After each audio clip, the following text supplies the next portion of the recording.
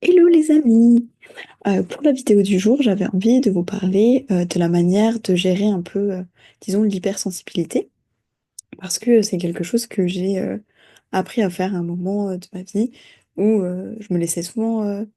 déborder par les émotions des autres ou par les choses qui m'entouraient et qui pouvaient me toucher, voilà, que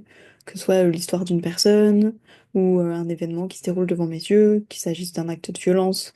sur les animaux par exemple, voilà, ou toute cause qui peuvent en tout cas toucher les gens auxquels on peut être sensible. Et il y a un moment de ma vie où donc ça me touchait vraiment beaucoup. Et puis bah, j'ai appris quelques petites astuces pour aider à finalement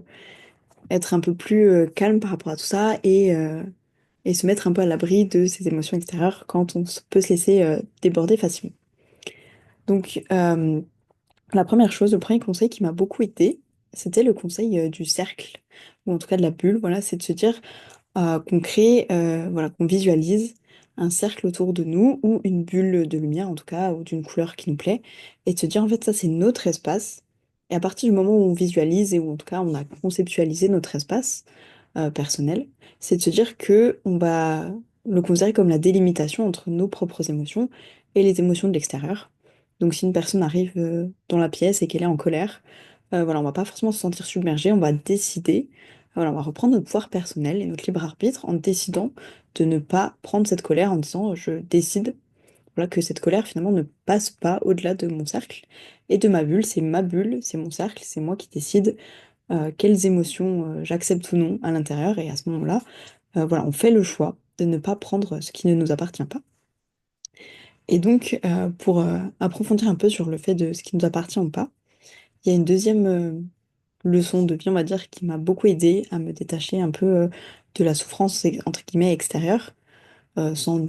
dire que j'y suis devenue insensible, mais à m'aider à m'en détacher dans le sens où je ne la prenais plus personnellement. C'est quand une personne m'a dit, écoute, dans la vie, on n'est pas censé vivre le chemin des autres, dans le sens où on a choisi notre vie à nous, notre incarnation, pour vivre nos expériences. Et de la même manière que on va pas donner notre tristesse aux autres en se disant si on vit un deuil, on va pas demander à tous nos proches d'être tristes pour nous. De la même manière, on va pas prendre le chemin de l'autre, on va pas vivre son chemin à sa place en se disant mais c'est horrible, cette personne a vécu un acte terrible, je vais pleurer pour elle, ou alors je vais m'indigner pour elle,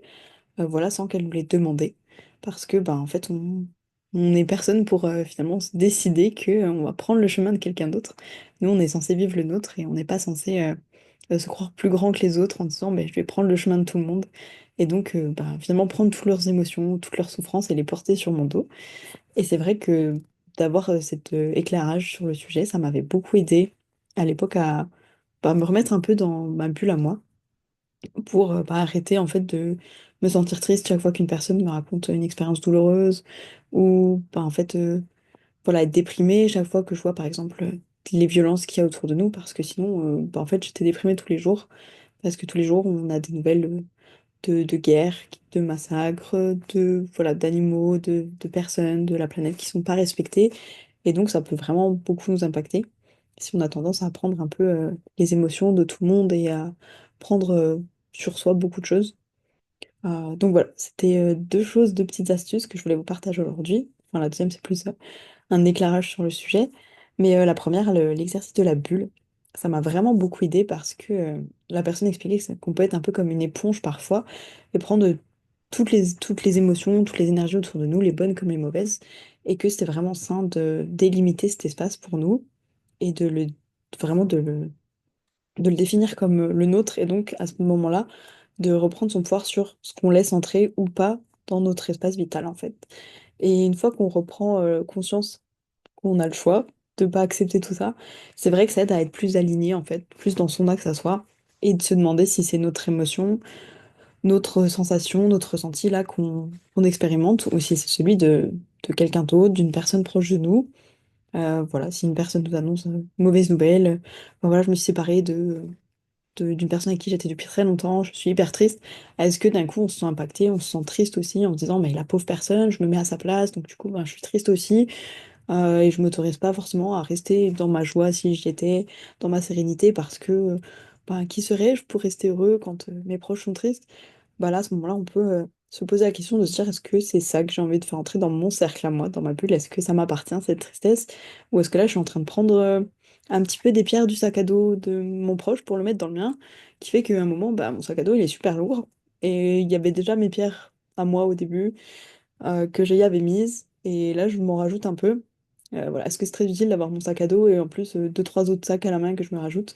ou est-ce que le mien il est déjà vraiment suffisant?